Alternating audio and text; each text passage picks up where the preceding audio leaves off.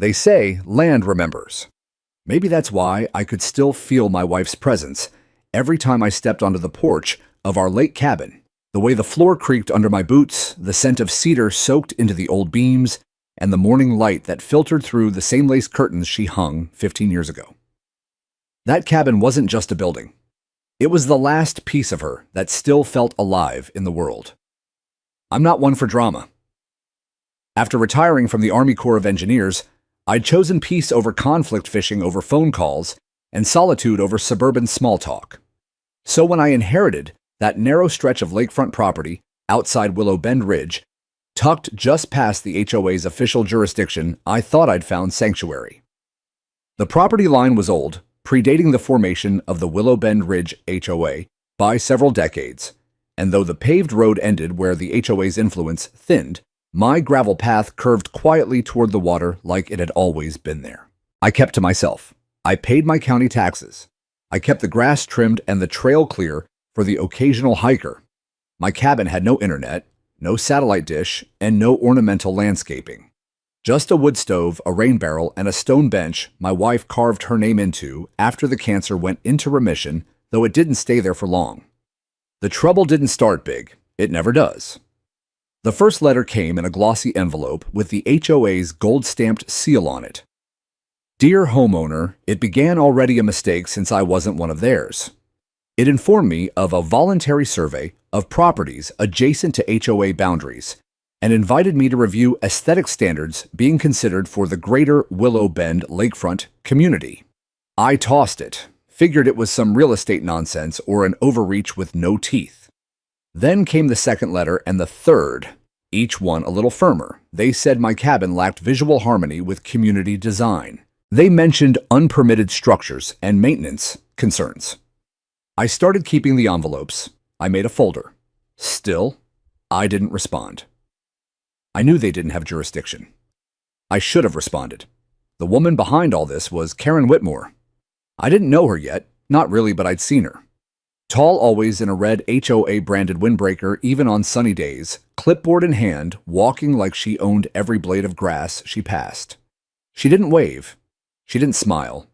Just took notes as if the whole neighborhood was some field report on how things failed to meet her standards. Once, I saw her from my canoe.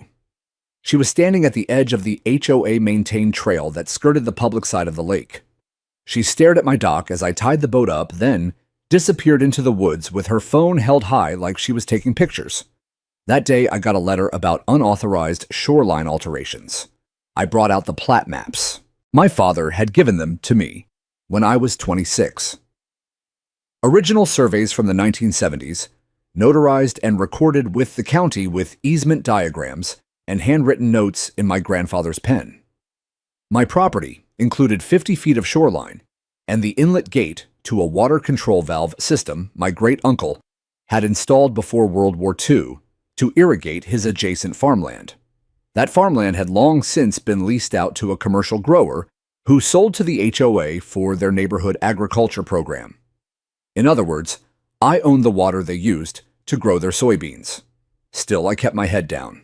I wasn't interested in war, just my mornings by the water and quiet nights by the wood stove. When they started leaving printed notices on my gate, I ignored them. When a HOA compliance officer knocked and tried to hand me a corrective action plan, I told him to get off my land. He took photos as he backed away. I knew what they were trying to do: build a paper trail, make it look like I was non-compliant so they could escalate to the county. What they didn't understand was that my land wasn't within their purview, and I had no intention of attending one of their little hearings in a community clubhouse I wasn't part of. Then came the week I went into town for supplies. When I returned, something felt wrong before I even reached the clearing. There was a sharpness in the air, a wrongness. No birdsong, no rustling squirrels, just stillness. And then I saw it. My cabin, the place I built with my wife's hands beside mine, the porch where I held her the night before she passed the stone bench she carved, was gone, leveled. In its place stood a yellow caution sign staked into the soil. Structure deemed unsafe, removed under emergency action. Willow Bend Ridge, HOA. A second laminated notice had been zip-tied to a post, immediate safety remediation. The smell of disturbed earth hit me before my knees did. My legs buckled as I staggered through the flattened rubble.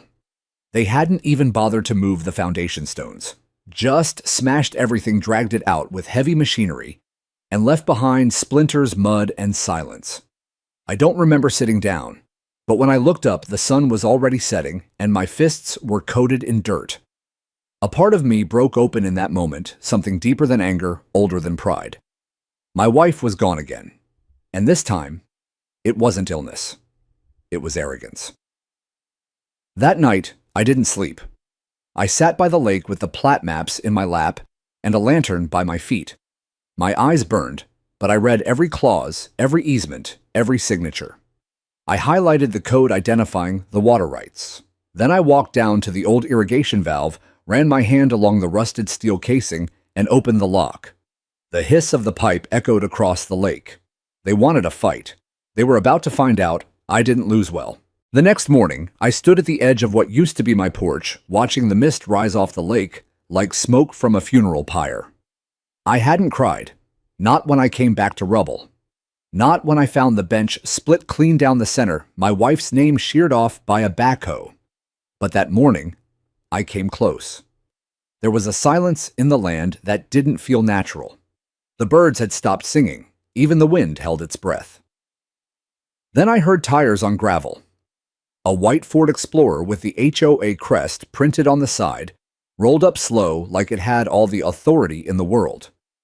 The door opened and out stepped Karen Whitmore herself, flanked by a man in khakis and a neon vest labeled Property Standards Officer. She wore that same red windbreaker stiff with starch and arrogance, and carried a leather binder so thick it looked like a weapon. "Mr. Mayfield," she said crisply. Stepping onto my property like she owned it, we attempted multiple times to communicate our concerns. Since we received no cooperation, we were forced to act in the best interest of the community. I didn't answer. I was still staring at the pit where my wood stove had been. She mistook my silence for surrender. "You were given notice," she continued, flipping through the binder. "Your structure violated lakefront aesthetics, encroached on unzoned buffer zones, and posed safety concerns per Section 9A of the Willow Bend Ridge Design Covenants. Emergency removal was warranted under subsection Stop Talking," I said. She blinked. I turned to her fully then. "You're not law enforcement. You're not county. You're not even on my deed." Karen looked irritated, like she'd been bitten by a fly she couldn't swat. "We operate under full authority granted by the Willow Bend Ridge Covenant Charter and our municipal recognized bylaws. You are technically adjacent to our district. Adjacent isn't within." I cut in. She sighed. "We have a cooperative agreement with the county that allows emergency action when health or safety is compromised near shared use resources like this lake. We submitted a complaint of hazardous non-compliance and took action." "You submitted a complaint to yourselves," I said flatly. She didn't like that. Her cheeks flushed, but she stayed composed. "There are channels for appeal," she said. "You're welcome to file a formal response through the HOA Dispute Committee." I almost laughed. "You tore down my home and want me to submit paperwork to your private club." The man beside her, the so-called officer, shifted uncomfortably. I looked down at the lake. "You ever wonder where your soy fields get their water?" I asked, voice low. Karen frowned.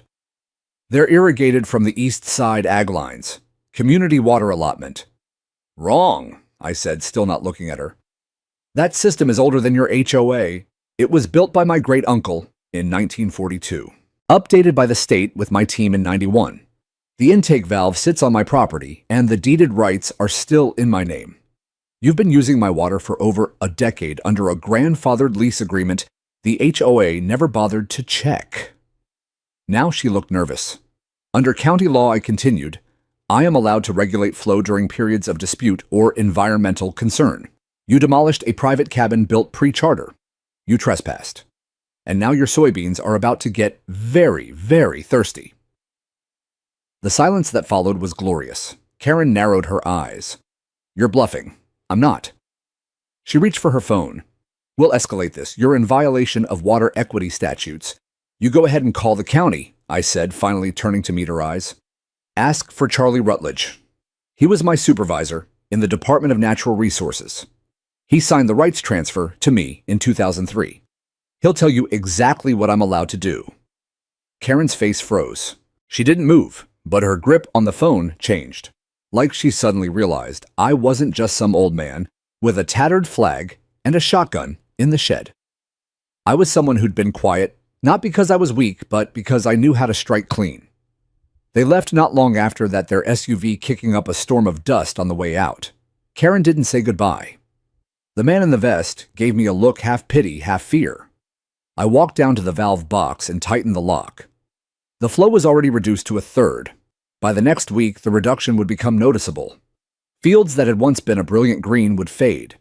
Drip lines would sputter, leaves would curl, and with every inch of dry soil, the HOA would learn what it meant to burn a man's home and forget what he owns underneath. I didn't do it out of revenge. Not at first. I did it because the cabin deserved something. A response, a reckoning. My wife's name was gone from the stone, but I still remembered every letter. Later that week, a new letter arrived. This one was thicker. Certified. Cease and desist, it said, in bold font across the top. It accused me of intentional water withholding, agricultural sabotage, and malicious non-compliance. It was signed by Karen herself. I called Charlie Rutledge. He picked up on the second ring.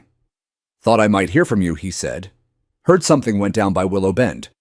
They tore down the cabin, Charlie. There was a pause. Hell, he muttered. You got the valve shut, restricted to 1/3. Good. Leave it. Let them try to fight it. That agreement predates their whole development. They've got no leg to stand on, and if they push it, I'll send a hydrologist out to confirm. Thanks, I said. You always said you'd retire quiet, Harlan. Guess quiet's over. Yeah, I murmured.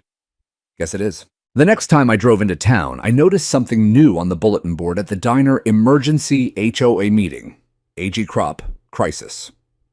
Community response needed. They'd put out the signal. But I wasn't the one in trouble. 2 weeks before they brought the machines, I had a choice. I found the envelope wedged in the gate latch, white thick, and lined with red trim, like a warning flare. I remember the morning exactly. The air still held that brittle edge of early spring, and the lake was calm, the surface like a sheet of glass, broken only by the ripple of a passing duck. I had just come back from walking the ridge trail when I saw the paper. It was from the HOA. Again. I didn't open it right away. I placed it on the table in the cabin next to the little ceramic jar where my wife used to keep loose change, and I stared at it like it might dissolve on its own. I told myself it was just more empty words, another round of bureaucratic bark without bite. I knew better. But after years of discipline and decades following orders, something in me had turned rigid. I believed in rules, the real ones, the ones signed at the courthouse, registered in the county archives, and printed on plat maps. Not the kind self-appointed committees invented to feel powerful. Still later that night, I gave in. The letter was dense, 5 pages of citations, diagrams, and photos taken from across the lake. There were underlined words like unauthorized modifications, incompatible design elements, and failure to comply with established lakefront aesthetic regulations. They referred to my dock as a visual intrusion and my roofline as an obstruction of HOA-maintained scenic corridors. I laughed bitterly at that one. The final page was marked Final Notice.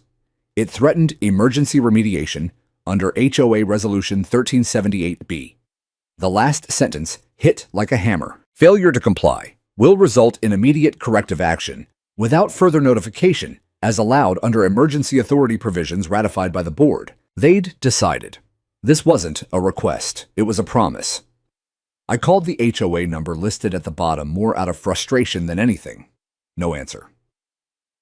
I left a voicemail. I stated my name, the date of my land purchase, the tax parcel number, and the survey reference code.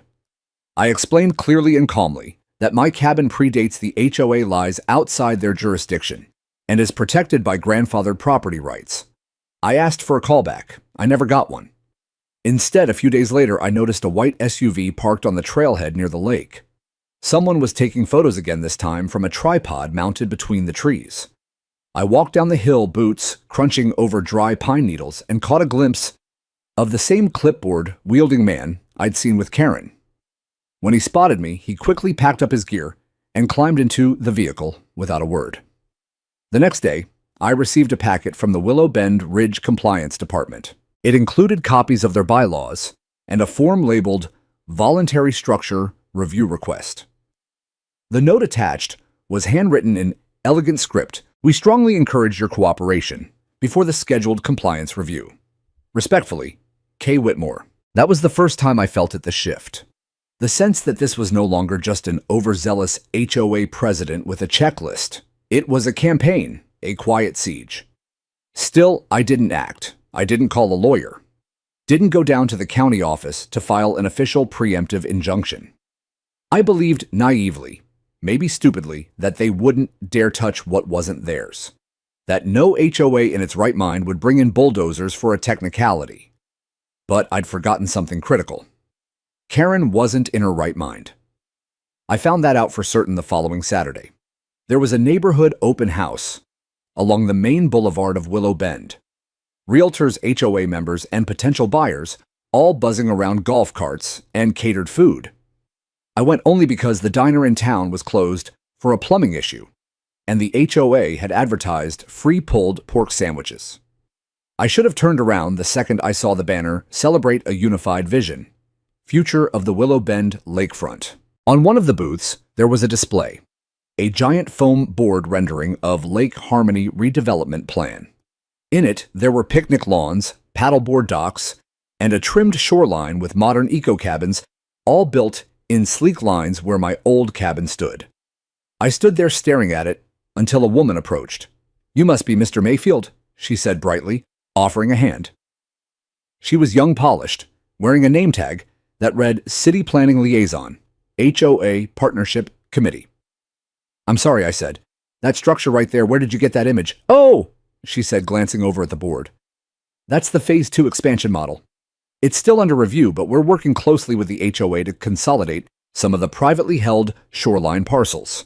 It's going to really elevate property values." "Privately held?" I asked. "That's my land." She blinked. "Oh, well, I'm sure the board is working with the appropriate parties to—" I didn't let her finish. I walked away, my hands shaking. I went straight to the county records office that Monday. Sure enough, no new filings had been made to claim my land. But there was something else, a recent public complaint log listing my parcel under pending concern for community impact, filed by the Willow Bend Ridge HOA. It wasn't a legal claim, it was a maneuver, a setup. If I didn't push back formally, they could argue neglect abandonment or visual noncompliance.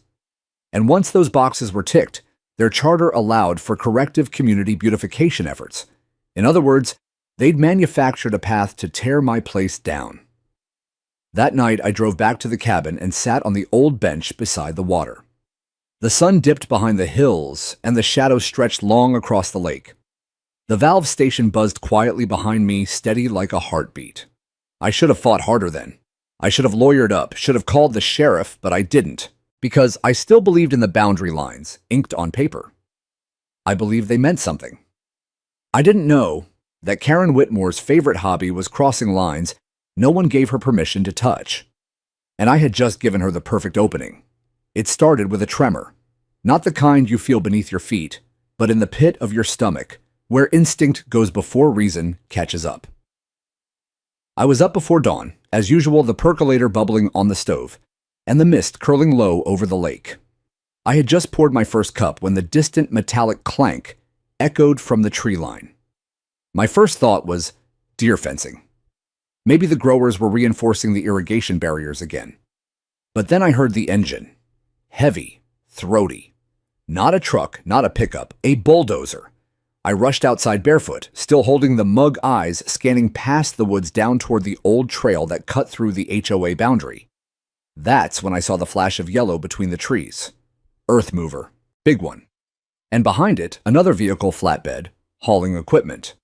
A third truck rolled in behind them, black lettering across the side, Willow Bend Ridge Community Services, authorized entry. I dropped the mug. The ceramic shattered on the deck as I sprinted down the incline, heart pounding in my chest like it hadn't in years. Not since the Gulf. Not since the IED that took my best friend's legs. They were at the gate. 3 men in reflective vests, one of them unlocking the padlock I'd installed myself. A woman stood beside them with a clipboard. "Red windbreaker. Karen," I yelled. It wasn't a word not at first, just raw sound, primal, loud enough to make one of the workers flinch. They turned surprised. Karen, however, didn't. Harlan, she called, voice calm and perfectly rehearsed. "You were issued final notice. We are authorized under Article 9A to initiate emergency abatement of unsafe structures." I stopped 10 yards from the gate, breathing hard. "This is trespass," I spat. "You're on private land." Karen tilted her head slightly. "Your structure was deemed non-compliant, hazardous, and built within proximity of shared environmental resources. We've exhausted all communication channels. You left us no choice. No court order," I demanded. "Emergency authorization," she said, lifting a document wrapped in a plastic sleeve. "Signed off by our board's legal advisory. Fully enforceable." "Not by the county," I said. "Not by the state." "You had time to respond," she replied. "You chose silence." I looked past her. One of the dozer drivers was starting the engine. The thing roared to life, smoke belching from the exhaust. Another worker was laying plywood to create a ramp over the shallow dip that led to the cabin path. I stepped in front of the gate. "You touch that cabin, I swear to God." Karen stepped forward, face inches from mine. "Stand down, Mr. Mayfield," she said, low and venomous. "This is happening with or without your cooperation. You can file your complaints with the HOA Dispute Committee." I almost hit her. For the first time in my life, my hands curled into fists, not from discipline, but from fury. My ears rang. My vision tunneled. Only the image of my wife's face the night she died, the last time she smiled at me from that porch, kept me from swinging. Instead, I stepped aside. Not because I was beaten, but because something colder had started to settle in my chest. Something harder than grief, deeper than rage. I would remember every license plate, every face, every sound. I would record it, document it, and I would burn their paperwork with my own evidence. I wouldn't stop until they answered for this. The machines rolled past me. I followed on foot. They reached the clearing in minutes. The cabin stood there, quiet and timeless, the early sun casting long shadows across its shingles. For a moment, I thought someone might stop, that one of the workers might look at it, really look, and realize what they were about to destroy. But they didn't. The dozer's blade lifted, and then it began. The sound was worse than I imagined. Not a clean smash, but a splintering shriek, wood being crushed, glass shattering the porch, groaning like an old animal dying slow. The chimney collapsed in a plume of dust. The water barrel was knocked sideways, flooding the grass with rain collected over weeks. They didn't even hesitate at the bench. I couldn't watch. I turned away, walked down to the shoreline, and stood with my feet in the lake. The water was cold. I let it numb my ankles. Somewhere behind me, I heard a chainsaw start. They were clearing the trees, now my pines, the ones I planted the year my wife passed. The same ones that sheltered birds in the winter, that kept the soil from eroding during spring floods. I thought of the maps, the deeds, the law books stored in a bin under the bed. I thought of the conversations I'd had with Charlie Rutledge, the water right documents signed in ink 3 decades ago. They had built this whole development on the idea that no one would fight back. That a man like me, a widower, a recluse, a quiet veteran, would roll over when pushed. They hadn't counted on what I'd buried beneath the calm. Hours later, it was done. The cabin was gone. Just splinters, bent nails, and wet earth remained. The workers packed up without looking at me. Karen nodded once to the crew and walked back to her SUV like she'd just handled a minor inconvenience. I stayed until dark. The wind picked up around sunset. The air shifted heavy with something unspoken. I stood by the valve gate and looked out at the fields across the ridge where the soybean crops stood in neat, obedient rows. That water, they relied on it. It came from my system, my inlet, my infrastructure. I turned the valve key. Not all the way, just enough. A quiet click, a change in pressure, the beginning of consequences. Let them try to grow something now. Let them try to explain what they did when the town came asking why the lake level dropped, why the crops died, and why a man who had stayed silent for 20 years had finally stopped being quiet. 3 days passed before anyone noticed. It was a dry spring, the kind where the soil turns powdery by mid-morning and stays thirsty well after the sun dips behind the hills. The kind of season where every drop matters. And every drop for those soybean fields came from the network my great-uncle carved by hand, with a mule and spade later upgraded to steel piping and retrofitted by me and the state in 1991. They never should have forgotten that. The first call came from a number I didn't recognize. I let it go to voicemail. Then came another, and another. The HOA had my number from old contact records probably pulled from county tax rolls. I listened to the voicemails in the order they came. Mr. Mayfield, this is Jennifer with Willow Bend, Water Coordination. We've had some irregular readings and just wanted to confirm everything's operating normally on your end. Hi, this is Brian Chavez from Airlink Co-op. Our field sensors show pressure loss along the southern main. Are you seeing anything abnormal on the intake? And finally, Karen's voice. Harlan, we need to talk. There's a situation. We believe the lake intake valve might be restricted. Call me. I didn't call. Instead, I drove out to the maintenance bay, across the water where the co-op kept their monitoring equipment. I parked far enough to watch unnoticed. I saw the utility trucks arrive one after another. Men in tan uniforms walked the perimeter, checking junction boxes, opening valve hatches, scratching their heads. What they didn't know, what none of them could figure out, is that the problem wasn't downstream. It was me. At the heart of the whole system was an iron valve the size of a tree stump, painted forest green, bolted to a concrete slab, and locked with a key only I possessed.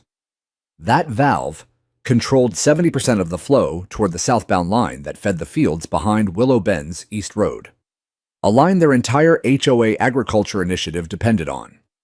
They'd built community pride on those soybeans, had local kids take class trips out to the fields, took promotional photos every harvest season with Karen standing in front of the stalks like she personally fertilized the ground. It was more than crops, it was propaganda, a legacy. And now, it was failing. The first signs were subtle. Yellowing leaves, curling stems. By the end of the first week, the soil between rows had begun to crack. The HOA posted a public update, unseasonable weather affects crop irrigation mitigation measures underway. I watched from the edge of the woods. No one knew I was there. Not yet. On the 7th day, Karen showed up at my gate. I saw her through the blinds before she even knocked. Same red windbreaker, though this time she looked less sure of herself. The crisp authority she once walked with had frayed. Her hair wasn't as neatly done.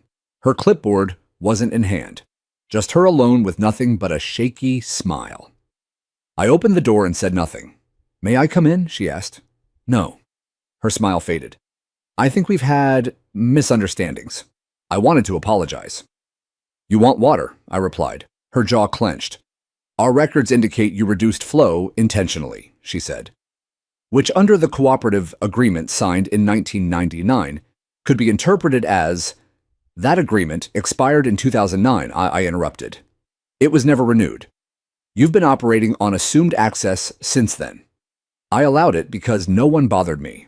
Until you did. She flinched. We didn't know. You didn't ask. Karen looked around as if suddenly realizing how alone we were.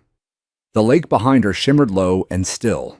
You could already see the rocks that only surfaced during drought years. We'd like to work something out, she said carefully. There's a special HOA meeting tomorrow.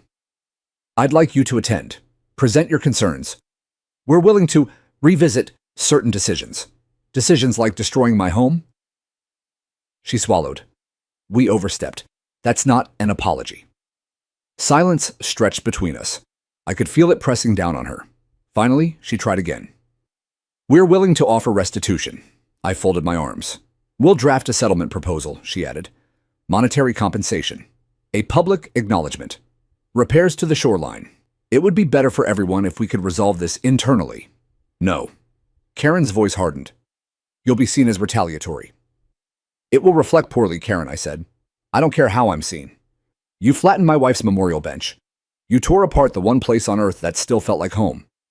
You don't get to rewrite the ending. I'm trying to avoid escalation. I already escalated, I said calmly. You're just late to the realization. She stood frozen for a moment, then stepped back. "We'll involve attorneys," she said finally. "You already did," I answered, and I shut the door. Later that night, I opened my safe. Inside were more than just property deeds and survey maps. There were old inspection records, Department of Natural Resources certifications, original infrastructure blueprints signed by state engineers, proof that the entire system pumps, pressure nodes belonged to me. And one more thing, a photo of my wife on the porch, her feet up on that carved bench, laughing like she hadn't a care in the world. I set it beside the documents on the table. This wasn't about water anymore. This was about everything they thought they could erase. And I was just getting started. It rained that night, but not enough to matter. A thin drizzle swept across the hills, misting the lake with soft ripples and leaving a hollow scent of wet dust in the air. I sat on the edge of the old concrete platform where the main valve was buried, watching the clouds roll past the moon. Below me, the black surface of the water shimmered with silence. You had to know how to listen to water to understand what it was saying. And tonight it was quiet not because it was still, but because it was holding something back. So was I. The next morning I went to town. I parked outside the courthouse, walked in with my file folder under my arm, and asked to see the public land records officer. Her name was Diane, and she was new, maybe mid-30s, polite but wary, the kind of civil servant who hadn't yet learned that apathy was easier than outrage. She didn't recognize me at first. Then she saw the parcel number I wrote down. "Oh," she said softly. "You're the one with the lake cabin." I nodded. "There's been some attention on this," she added, opening the records database on her screen. "A lot of recent access logs. HOA requests," I asked. She hesitated. "Mostly. They filed a report claiming the property had been in disrepair, that it was no longer a residence. Claimed public hazard due to abandoned structure. And what did the county do? Nothing. Your taxes are current, ownership is clear, and no inspections were requested through official channels." She paused. "They went around us." I nodded, unsurprised. Then I slid the file folder across the desk. Inside were the original water infrastructure deeds, the transfer documents signed by Charlie Rutledge in 2003, and a notarized copy of the intake valve design schematic with my signature and license number from my time with the Army Corps. On top of that sat photographs of the demolished cabin, the damaged shoreline, and a list of field sensor readings showing the drop in pressure since I reduced the outflow. Diane scanned the first few pages, then looked up. "You planning to file a grievance?" "Not yet," I said. "I'm documenting." "Preparing a case." She gave a slow nod. "Do you need copies? Make 5 sets," I said. "One for your office, one for the water authority, one for the sheriff, 2 for me." As she stood to make the copies, I glanced out the window across the square. A news van had pulled up near the town hall. Their logo was small local, the kind of channel that mostly covered bake sales and lost pets. But lately, they'd been hovering near Willow Bend. The story was spreading. Back at home, the fields had begun to yellow. The soybean leaves, usually glossy and wide, now hung limp from their stalks. Dust blew between the rows, clinging to boots and tires. The growers hired by the HOA began to complain quietly at first, then loudly about yield loss, dry root systems, and inexplicable system failure. They replaced sensors. They checked the timers.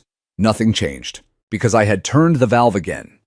This time I shut it almost entirely. Only a trickle remained, just enough to keep suspicion at bay, to make them think the problem was mechanical.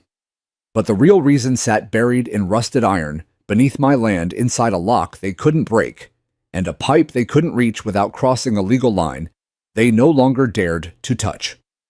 They sent letters, certified, hand-delivered. One even came with a courier service. Each one used stronger language: willful obstruction, breach of community trust, malicious interference with agricultural resources. I didn't respond. Instead, I began gathering affidavits. 3 neighbors from the outer loop of Willow Bend came to me after hearing what happened. One was an elderly widow named Margie Dobbins, whose rose garden had been redesigned by the HOA's landscaping committee without permission. Another was a younger couple whose backyard shed had been fined for being non-conforming, even though it had stood there since the property was built.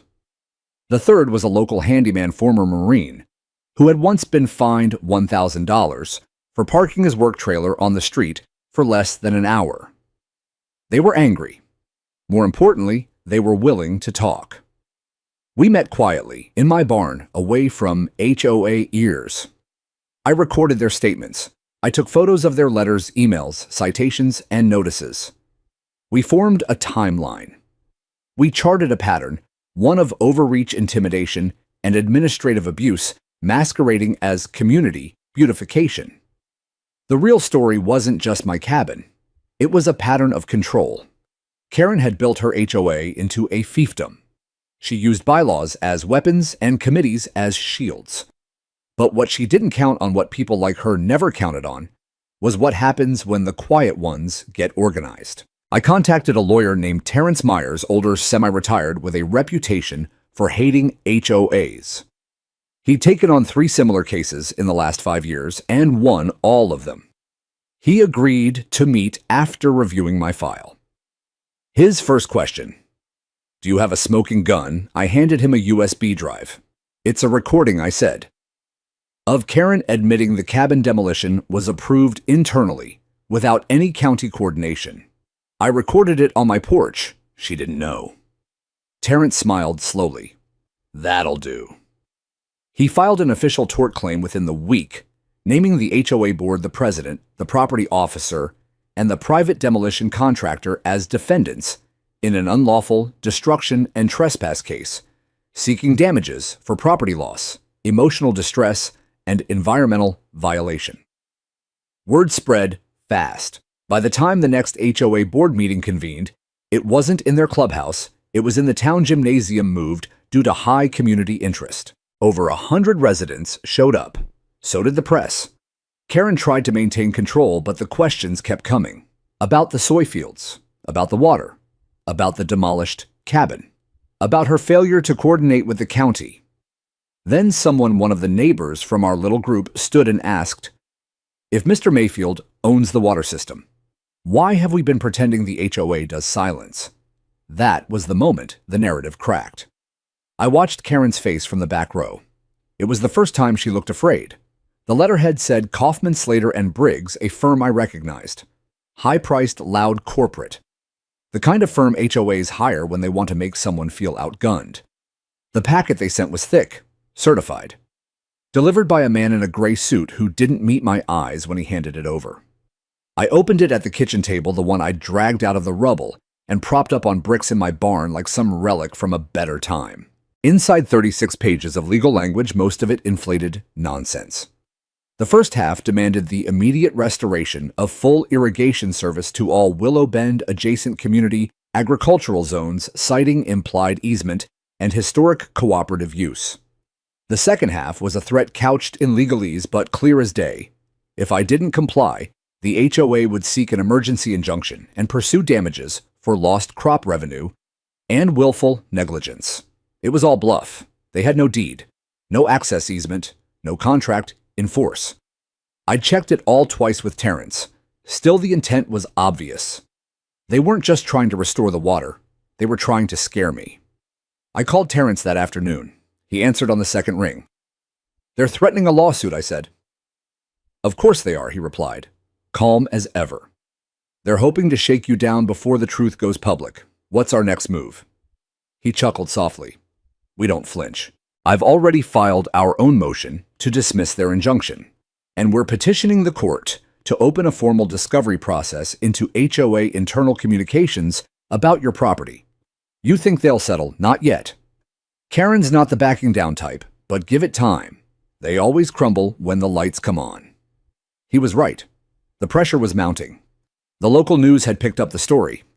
Their headline the next morning read, "Homeowner Fights Back After HOA Bulldozes. Cabin Legal Battle Brews Over Lake Water Rights." It was accompanied by a photo of me standing beside the ruined slab of my cabin arms, crossed with the lake in the background, and the wilted soybean field just over the ridge. Within hours, a storm of public comments flooded the HOA's website. People were furious. Not just for me, but for themselves. Dozens began sharing their own stories of fines, threats, and intrusive compliance checks. A second HOA meeting was announced, this time emergency only. Closed door, no residents, but the damage was done. Karen tried to change the narrative. She issued a public statement calling the cabin a safety hazard and claimed the demolition was done in alignment with the community's long-term vision for shared space and wellness. She even used the phrase aesthetically necessary. That made people angrier. Meanwhile, the soy fields continued to die. You could smell it now, the sharp, sour scent of decaying vegetation under heat. Flies gathered. Crop rot began to set in along the south edges. Farmers brought in portable water tanks, but it wasn't enough. They started losing acres by the day. The co-op, once proud partners of the HOA, started pulling away. Then came the visit I didn't expect. It was late evening when the knock came. I thought it was Terrence or maybe one of the neighbors, but it was Karen. No windbreaker this time. No clipboard. Just her, in a gray blouse and slacks, standing on my gravel path with her shoulders squared and eyes tired. She looked 10 years older than the last time I saw her. I didn't invite her in. We stood outside between the trees and the lake, under a sky full of bruised clouds. "I need to talk to you," she said softly. "I don't owe you anything," I replied. "I know." For the first time, she looked human. Not a tyrant in a red jacket, but a woman who had built a throne out of bylaws and now found herself sinking into the mud beneath it. "You win," she said. I narrowed my eyes. I can't keep the board together. 3 members have resigned. The co-op pulled their endorsement. The county's opened a formal review of our charter. We're hemorrhaging money defending ourselves against your claim. I said nothing. "I didn't think it would go this far," she continued. "I thought you'd back down. Everyone does." "That was your mistake." She nodded. "I made a lot of them." There was a long silence. Then, to my surprise, she pulled a folded sheet of paper from her purse. "I brought a draft settlement," she said. "Not from the board, from me." I hesitated. "It's not just about avoiding court," she said. "It's about fixing something. We can't undo what we did to your home, but we can make it right publicly." I took the paper. "Read it by fading daylight. Restitution, public apology, HOA-funded reconstruction of a memorial structure on my property to my specifications, full legal acknowledgement of my water rights, a pledge to revise HOA governance rules under third-party oversight." It wasn't everything, but it was more than I thought she was capable of. I folded the paper. "I'll consider it," I said. "But my lawyer sees it first." "Of course," she replied. Then she turned to go. "Karen," I called. She paused. "Why'd you do it? Why target me in the first place?" She stared out at the lake for a long time. "Because I thought silence meant permission," she said. And then she walked away. When I walked into the town council chambers 2 nights later, the energy in the room was electric. Not loud, not chaotic, but charged in that way you feel in your teeth. Rows of folding chairs had been added, yet still people stood against the back wall. It wasn't just HOA members anymore. It was residents from every edge of the county, reporters, students with notepads, older couples whispering to each other, and a man holding a sign that read, "Justice for the Lake Cabin." I never asked for that. But I didn't turn away from it either. Karen was already seated up front, flanked by the 2 remaining HOA board members, and a young man in a navy suit who looked like he regretted accepting this retainer. Her eyes darted up when I entered, and for a moment I saw something I hadn't before, maybe not regret, but recognition. The kind that only comes when someone realizes the story has grown beyond them. The town moderator, a soft-spoken man named Gerald Whitman, tapped the microphone twice and called the session to order. This wasn't an HOA meeting, it was an open town forum. And by the number of yellow speaker request cards on the table, people were ready to talk. Tonight's session will address public concern regarding the actions of the Willow Bend Ridge Homeowners Association and the recent impact on private property rights, community resources, and infrastructure management, Gerald began. We remind everyone to remain civil. I was the 3rd speaker called. When my name was announced, a hush fell over the room. I rose slowly, not for drama, but because the last few weeks had lived in my bones like bad weather. I walked to the podium, unfolded my notes, and didn't read from them. "I'm Harlan Mayfield," I said. "I'm a retired engineer. I've lived beside Willow Bend Lake for 19 years. My family's owned our plot since 1942. That cabin wasn't just mine. It was my wife's, my father's, and my great-uncle's before him. It stood longer than Willow Bend has existed. And on a quiet Tuesday morning, without a court order or legal notice, that cabin was destroyed by a bulldozer sent by the HOA. Murmurs rippled through the crowd. I held up the photo one the reporters had already published. The rubble, the broken bench, the splintered frame of what had once been a home. They claimed safety. They claimed aesthetics. But what they never claimed, because they couldn't, was ownership. My deed says what it says. The county has the records. They knew they didn't have authority, and they acted anyway. I let that hang. Then I unfolded another paper. This is the original intake valve permit.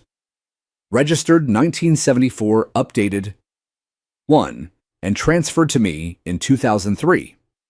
It controls water for the Southern Field Irrigation Network. For years, the HOA used that water without agreement, contract, or payment. I let it continue because peace was easier than paperwork. Now came the twist. But when they leveled my home, I closed the valve. Not in anger, in defense. And now they claim I'm the threat. I stepped back from the podium. The room didn't erupt. It leaned in. A woman in the second row, Margie Dobbins, widow of a Korean War vet and lifelong resident, raised her hand.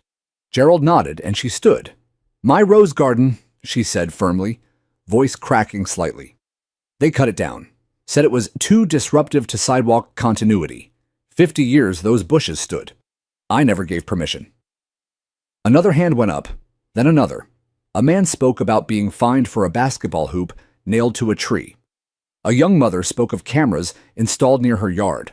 A contractor testified about being blacklisted from doing repairs in the HOA zone after quoting a job too low. And then a voice I didn't expect. Karen Whitmore, president of the Willow Bend Ridge HOA. All eyes turned to her. Karen stood slowly, her expression unreadable. She didn't look at me. She didn't look at anyone in particular. "I take responsibility for the demolition of Mr. Mayfield's cabin," she said. "I did not pursue county coordination. I believed we had jurisdiction. I was wrong."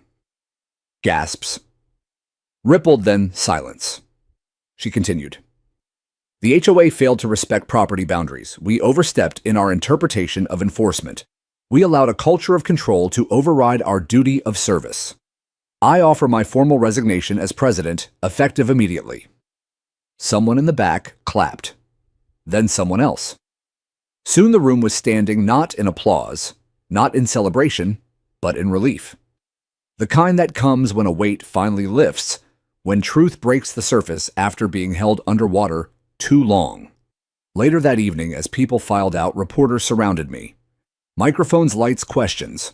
I gave only one statement. This was never about revenge. It was about remembering that property, like people, deserves respect. The town clerk met me near the exit. She handed me a manila envelope. "We've processed the filings," she said. "Your tort case has been registered with the county docket. You'll get your court date soon." I nodded. "Also," she hesitated, "someone left this for you."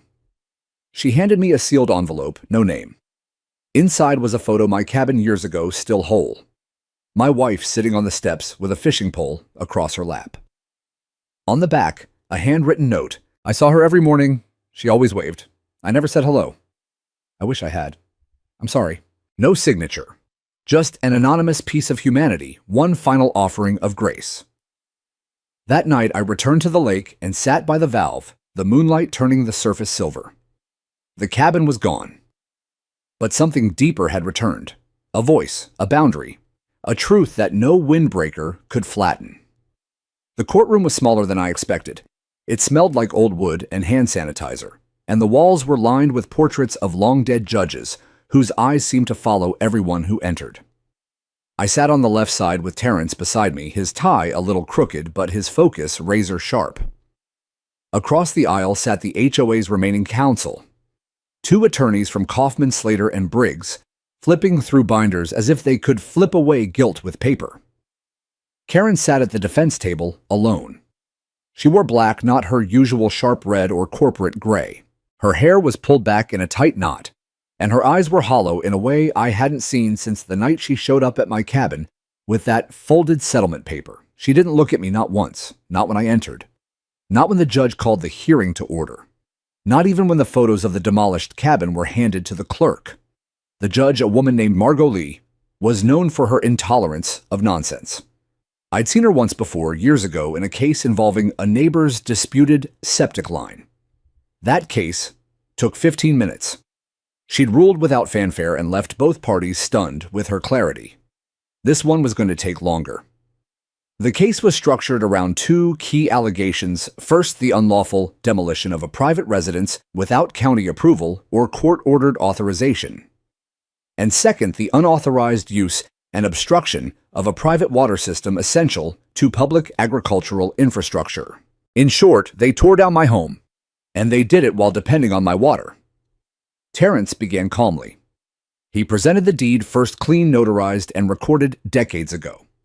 Then came the valve control permits, the grandfathered water rights, the engineering schematics, and a stack of correspondence from me to the HOA, most of which had gone unanswered. Then he handed over the recording. Karen's voice, clear and certain. We didn't go through the county. We didn't need to. He wasn't going to fight us. The judge's pen froze for a moment. And that's when Terrence made his move. Your Honor, he said, stepping forward, this was not a mistake. This was a pattern. The HOA operated as if law bowed to their charter. They used fear, silence, and intimidation to enforce rules they had no right to enforce. And they assumed that no one would ever challenge them. Until someone did. The room was still. Only the soft clicking of a reporter's keyboard broke the silence. Then, it was the defense's turn. Their lead attorney, a man with slicked back hair and the tone of a man who'd never spent a day outside an office, stood with practiced sympathy. There is no denying, Your Honor, that unfortunate decisions were made. But we contend that the HOA acted in good faith. They believed the structure to be abandoned. They believed their emergency powers granted them leeway to act. Judge Lee raised an eyebrow. Do you have documentation to support that belief? Only internal meeting notes and the charter's emergency provisions. Any record of a filed permit county notification court order? No, Your Honor. And the structure in question, was it on land within the HOA's jurisdiction? He hesitated. Technically, no. Judge Lee turned the page in her binder. So we have a governing body with no legal authority demolishing private property and leveraging infrastructure it does not own. Counsel, do you see the issue? He nodded slowly. We do now. When it came time for Karen to speak, she stood without prompting. No attorney rose beside her. For a moment, I almost pitied her. I was wrong, she said simply. That was it. No speech. No spin. Just those 3 words, brittle and breaking. Judge Lee took a long breath. I find sufficient cause to proceed to trial on the grounds of trespass, unlawful destruction of property, and damages related to infrastructure interference. Additionally, I will be referring this case to the County Charter Review Committee for potential suspension of HOA privileges pending the outcome. Her gavel struck once. It was done for now. Afterward, outside the courthouse, the press was waiting. Terrence handled most of the questions. I stood at the edge of the steps, feeling the warm spring air stir through the trees as if something had shifted, something fundamental. A young man in jeans and a camera slung over his shoulder approached me, notebook in hand. Mr. Mayfield, he said. What happens next? I looked out at the horizon where the lake shimmered just beyond the courthouse roof. I rebuild, I said. He scribbled it down. And the HOA. They reckon with what they built. That night, I drove back out to the lake. The soy fields were bare now, cleared in anticipation of a replanting season that wouldn't come. The ground cracked in places, soft in others, as if nature hadn't decided whether to forgive or bury. I walked the shoreline where the cabin used to stand. The rubble had long since been cleared, but I could still see the outline, the old porch, the corner beam where the wood stove sat, the place where my wife's bench had once looked out across the water. I took off my boots and stepped into the lake. It was cold, pure. The valve control box still stood like a monument at the edge. I knelt beside it and unlocked the access panel. For the first time in months, I turned the dial slowly. The water surged gentle at first, then steady. I didn't do it for them, not for Karen, not for the HOA. I did it because this land had been starved long enough. And because justice, when it comes, shouldn't taste of salt, it should taste of rain. I built the new bench with my own hands. It wasn't ornate, just cedar and galvanized bolts, sturdy and square. But I carved the seat rail the way she used to like it, rounded and smooth, so it wouldn't dig into the backs of your legs when you sat for too long watching the water. I placed it on the exact footprint of the old one facing west across the lake. From that spot, if you sat real still, you could watch the ducks come in low over the reeds, just like she used to. And this time, I carved both our names into the side. The rubble was gone, but the ground still held memory. You could feel it in the quiet, in the way the wind came off the lake and touched your face different there, like it remembered who stood there before. Some places stay sacred, whether or not a building remains. Karen never came back. The county trial moved forward, and though the HOA's lawyers did what lawyers do, stall shift, threatened the facts, didn't bend. Depositions from board members who had resigned told the full story. The vote to demolish had been rushed, undocumented, and pushed by Karen herself under the guise of preserving community aesthetic integrity. The court ruled in my favor. I was awarded full damages for the structure, every nail beam and fixture. More than that, the court imposed an injunction. The HOA was barred from conducting enforcement actions outside its clearly defined jurisdiction, and a formal county oversight committee was established to audit HOA operations every quarter for the next 5 years.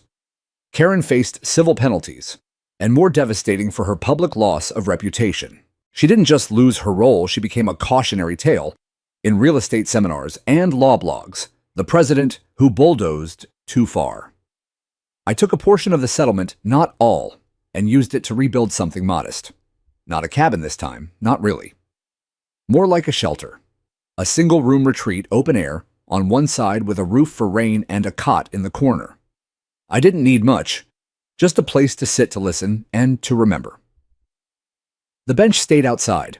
Sometimes the neighbors visit. Margie Dobbins brought me a rosebush cutting from her old garden, the one the HOA tore out. We planted it near the stone marker I had carved with my wife's initials.